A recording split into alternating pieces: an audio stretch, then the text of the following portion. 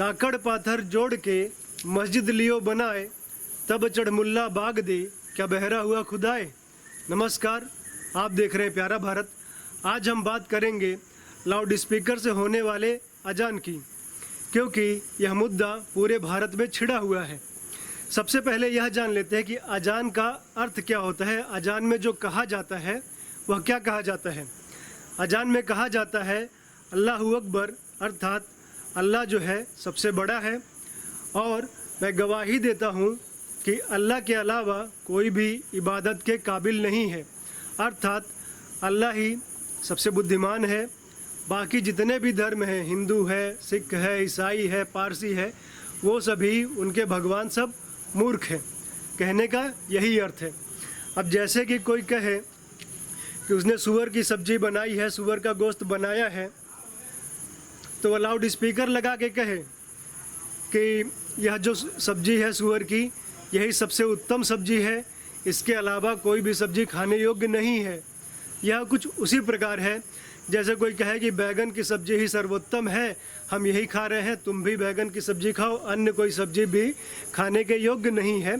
तो यह जो है हमारी धार्मिक भावनाओं को ठेस पहुंचाती है कि आप किसी भी धर्म के दूसरे धर्म के भगवानों को गलत कहते हैं, उनको बुरा कहते हैं, है ना। आप किसी को कह रहे हैं कि ये बुद्धिमान है, केवल यही बुद्धिमान है, इसके अलावा कोई बुद्धिमान नहीं है, तो इसका मतलब बाकी तो सब बेकार है। आप इनडायरेक्टली यही कह रहे हैं। तो यह जो धार्मिक भावनाओं को आहत करता है, यह हमारे सम्मान से जीने के अधिकार को छीनता है, उसके भी उल्लंघन करता है। तो प्रश्न यह उठता है कि इसके विरुद्ध अभी तक भारत में आवाज़ क्यों नहीं उठाई गई, इस पर प्रतिबंध क्यों नहीं लगाया गया। तो उसको समझने के लिए हमको मुंबई चलना पड़ेगा। मुंबई में अभी जो कुछ हो रहा है, मुंबई में एक लड़की है, उसका नाम है करिश्मा भोसले। उसका जो घर है वह मस्जिद के बगल में है और मस्जिद का जो लाउड स्पीकर है उसकी खिड़की के बाहर लगा हुआ है और दिन में 5 टाइम अजान बहुत तेज़ आवाज़ में उसको चलाया जाता है। वह लड़की उसको सुनते सुनते परेशान हो गई। वह मस्जिद में गई उनसे कहने कि भैया थोड़ा लाउड स्पीकर का वॉल्यूम को थोड़ा कम कर लीजिए। और वह इतना कहने गई थी कि उसके चारों तरफ भीड़ इकट्ठा हो गई, पूरे मुसलमानों की भीड़ इकट्ठा हो गई, महिलाएं भी इकट्ठा हो गई। कुछ लोगों ने उसके साथ हाथापाई करने का भी प्रयास किया। फिर पुलिस बुलाई गई, पुलिस उनको बाहर लेके गई, उस लड़की को, करिश्मा भोसले को, और उसकी माताजी भी आ गई थी, उसको बाहर लेके गई। और अब जो मुंबई पुलिस है उसने उस लड़की को ही नोटिस भेज दिया है कि आप जो है वहाँ पे क्या कर रही थी, वहाँ पे मस्जिद में क्यों गई थी। और जो वहाँ के विधायक हैं अबू आजमी, जहाँ पे जिस क्षेत्र में मानखुर्द में वह मस्जिद पड़ती है, उसके जो विधायक हैं अबू आजमी, वो कह रहे हैं कि जिसको इसके आवाज़ से समस्या है वह यह जगह छोड़ के जा सकते हैं। तो आप समझिए कि वहाँ पे अभी कांग्रेस की सरकार है, शिवसेना की सरकार है, एनसीपी, इन तीनों की मिल की सरकार है। तो किसी लड़की ने, किसी व्यक्ति, नागरिक ने यह सही बात भी उठाई है, तो उसके विरुद्ध पुलिस किस तरह काम करे। पुलिस को जो सही काम करना चाहिए, क्योंकि जो ध्वनि प्रदूषण है वह तो सबको बुरा लगता है और सुप्रीम कोर्ट की गाइडलाइन भी है कि ध्वनि प्रदूषण इतना अधिक नहीं होना चाहिए। और उसके बाद यह हम लोग के धार्मिक भावनाओं के विरुद्ध है, या भारतीय संविधान के विरुद्ध है कि आप किसी के धर्म को भला बुरा कहें। भारत एक चूँकि धर्मनिरपेक्ष देश है, तो सभी धर्मों का सम्मान होना चाहिए। और यहाँ तो खुल्लम खुल्ला कहा जा रहा है, दूसरे धर्मों के बारे में गलत कहा जा रहा है कि दूसरे कोई भी इबादत के लायक नहीं है। तो वहाँ पे कांग्रेस की सरकार है, तो सोचिए इसके विरुद्ध आवाज़ उठाई गई होगी। लेकिन चूँकि कांग्रेस की सरकारें काफ़ी समय तक रही हैं, उत्तर प्रदेश में भी अखिलेश यादव की सरकार, मायावती की सरकार रही है, मुलायम के सरकार के समय तो स्थिति यह थी कि पुलिस वाले को मुसलमान मंच पे थप्पड़ मार देते थे। यह स्थिति पुलिस वालों की थी।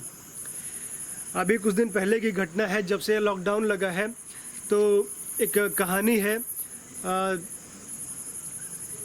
कि लॉकडाउन में, जब से लॉकडाउन लगा है तब से आपने देखा होगा कि मंदिरों में घंटियां बजनी बंद हो गई हैं, लेकिन अजान जो है वह सुबह शाम सुनाई दिया करती थी। तो मेरे मित्र ने एक बताया कि कैसे उसने इसको बंद करवाया।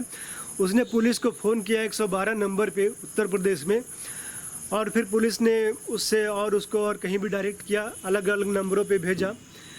फिर पुलिस मस्जिद पे पहुंची और उससे बोला कि आप यहाँ पे आइए, क्या समस्या है बताइए। पुलिस वाले अक्सर ऊंची आवाज़ में बात करते हैं, तो उसको भी लगा कि पुलिस वाला हमको हड़का रहा है, लेकिन फिर भी उसने हिम्मत रखी और बोला कि हम सामने नहीं आएंगे और अपना नाम नहीं बताएंगे, आप जो है इसे जो लाउड स्पीकर को अजान हो रही है उसको बंद कराइए। क्योंकि इलाहाबाद हाई कोर्ट का निर्णय भी है, जब गाजीपुर से कुछ लोग गए थे कि वहाँ पे मस्जिद में अजान बंद कर दी गई थी, तो इलाहाबाद हाई कोर्ट का निर्णय है कि लाउड स्पीकर जो है इस्लाम का अभिन्न अंग नहीं है। तो इलाहाबाद हाई कोर्ट ने लाउड स्पीकर पर प्रतिबंध भी लगाया है। तो यह उत्तर प्रदेश में यह हो चुका है कि यह अधिकार भी है कि लाउड स्पीकर से बजाना जो है अनिवार्य नहीं है, आप उसको बंद करवा सकते हैं। तो पुलिस से उसने कहा, उस लड़के ने, कि आप उसको बंद करवाइए, मैं सामने नहीं आऊँगा और नाम नहीं बताऊँगा। फिर पुलिस वाले ने कहा कि अभी इनका ईद उद चल रहा है तो चलने दिया जाए। तो उसने लड़के ने कहा कि ठीक है, ईद हो जाए उसके बाद तो बंद कराइए। मतलब पुलिस भी डर रही थी और पुलिस का डरना जायज़ भी था, क्योंकि उससे पहले जो अखिलेश यादव की सरकार थी उसमें किस तरह से तुष्टीकरण की नीति चलती थी, तो उससे यह समझ में आता है। जैसा कि आप मुंबई में, महाराष्ट्र में देख भी रहे होंगे कि पुलिस जो है उस लड़की के विरुद्ध ही कार्रवाई कर रही है, तो इसलिए पुलिस डर रही थी। फिर भी उस लड़के ने कहा कि आप बंद करवाइए। और पुलिस जब वो लोग नमाज पढ़ के निकले शाम को, तो पुलिस ने बातचीत की, हो गई और तब से बंद है। और मंदिर की घंटियाँ तो पहले से बंद थी, लेकिन इनकी अजान नहीं बंद थी। तो आप लोग भी अपने क्षेत्र में यह कर सकते हैं, क्योंकि उत्तर प्रदेश में तो यह हो गया है कि लाउड स्पीकर से प्रतिबंध है। और ये बहुत आवश्यक भी है, क्योंकि यह हम लोग, क्योंकि जो भी मुसलमान के बच्चे हैं वह यदि इसे सुनेंगे, यह गलत है। कोई भी व्यक्ति गलत काम करता है तो छिप के करता है, सबके सामने नहीं करता है, तो उसको लगता है कि गलत काम है। लेकिन कोई काम आप सबके सामने कर दें तो मुसलमानों के जो बच्चे हैं, जो छोटे बच्चे हैं, जिनको यह नहीं पता है, जो इतना कट्टर नहीं हुए हैं, तो वह क्या सोचेंगे कि या तो खुलेआम कहा जाता है कि अल्लाह सबसे महान है, उसके अलावा कोई इबादत के काबिल नहीं है।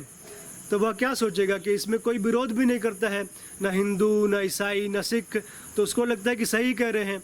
तो बड़ा होके आगे वह बच्चा क्या करेगा? वह किसी भी धर्म का सम्मान करेगा क्या? वह तो अल्लाह को ही महान मानेगा। तो हिंदू मुस्लिम भाई भाई और एक देशभक्ति, तो यह पूरा सिस्टम ही गलत है। यह इस तरह के जो लोग होते हैं जो अजान को लाउड स्पीकर पे सबको बता रहे हैं कि अल्लाह के अलावा कोई भी इबादत के काबिल नहीं है। यदि आपको संदेह है कि यह अजान में ऐसा नहीं कहा जाता है, तो आप खुद सर्च कर लीजिए, आप खुद गूगल पे, यूट्यूब पे देख लीजिए। मैं वीडियो में भी एक लिंक शेयर कर रहा हूँ, आप उसे देख सकते हैं। क्योंकि सुनने पे विश्वास नहीं होता कि ऐसा भी हो सकता है, ऐसा भी कोई खुलेआम सार्वजनिक रूप से लाउड स्पीकर लगा के ऐसा कोई कह सकता है। मुझे भी विश्वास नहीं हुआ। फिर मैंने भी कई लोगों से बात की, पूछा अपने दोस्तों से, और यूट्यूब पे भी देखा, उसका वीडियो भी मैं शेयर कर रहा हूँ। तो आप स्वयं देख सकते हैं कि कितना धर्मनिरपेक्ष देश में किस तरह का गलत काम हो रहा है। आप इसको रोकने का प्रयास कीजिए, क्योंकि यह बहुत आवश्यक है आपके लिए, देश के भविष्य के लिए। क्योंकि जो लोग यह अजान सुन के बड़े होंगे, जो मुसलमान अजान इस तरह का सार्वजनिक रूप से सुन के बड़े होंगे कि कोई इबादत के काबिल नहीं है, वह यकीन मानिए, विश्वास कीजिए कि भारत के लिए आने वाले समय में खतरा है। वह एक बीमारी है, कोरोना वायरस से भी खतरनाक बीमारी है। जैसा कि हम लोग देख रहे हैं कि कश्मीर में किस तरह से मार के भगा दे जाते हैं, बंगाल में फिर पाकिस्तान बनता है। तो यह सब इसी कारण होता है कि यह जो इनकी थ्योरी है कुरान में, और इस तरह का जो कंसेप्ट है जो लेके चलते हैं कि सब बाकी काफिर हैं, सब कत्ल करने के वाजिब हैं, वाजिब कत्ल हैं। तो यह एक बहुत बड़ी समस्या है। आप देखते रहिए प्यारा भारत, और पहली बार आए हैं चैनल पे तो वीडियो को सब्सक्राइब कर लीजिए और वीडियो को शेयर कर दीजिए। धन्यवाद।